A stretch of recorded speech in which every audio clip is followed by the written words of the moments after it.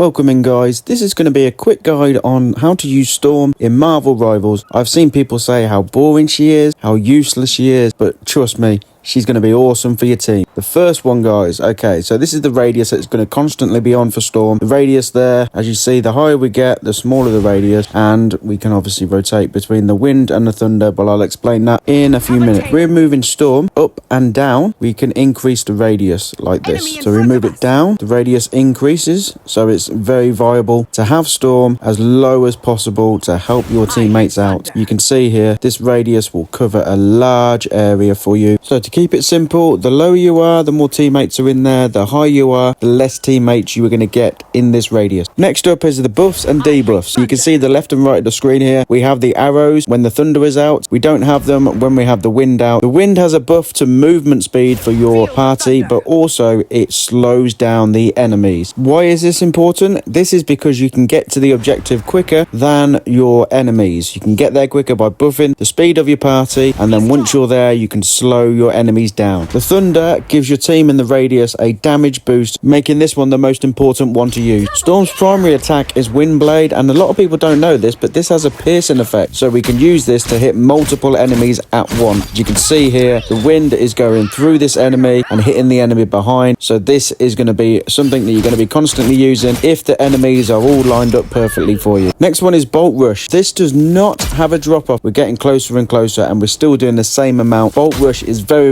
important because this can do a bunch of damage instantly when it is available, so keep an eye on that cooldown. Goddess Boost. This actually boosts the movement and damage output for Storm herself, and it also summons lightning to inflict damage as well, as we can do a chain attack here. As always with Storm, make sure you are swapping between wind and thunder when you are using this ability. As you can see here, we're using wind, we swap into thunder, we still get the lightning. Charge Scale is a team up used with Thor in Season 0 of Marvel Rivals. This gives her an extra ability where she's throwing lightning out to multiple enemies. As you can see here, this is chaining, so if you have a Thor in your team, make sure you're using this. Omega Hurricane is the ultimate for Storm. Now this damages enemies but also pulls them to the center of the hurricane. This is absolutely awesome, and I believe a lot of you guys are actually using this the wrong way. So here's an example how to use the Omega Hurricane with Storm. I've got it here. We're going to use it in a battle right now. Basically what you do is you activate it and you go behind the enemies, because you don't want to be finishing this where the enemies are. So you want to go behind the enemy, activate it, and then push yourself towards your own teammates. So when you finish, you are by your teammates, exactly like this, allowing you to be healed afterwards, and also you dragging any enemies toward your teammates. This has been my guide to Storm and her abilities and how she's going to be absolutely awesome if you use her correctly. Buff your party, your teammates are going to love you for this. If this video was helpful, please give it a like and also subscribe to this channel.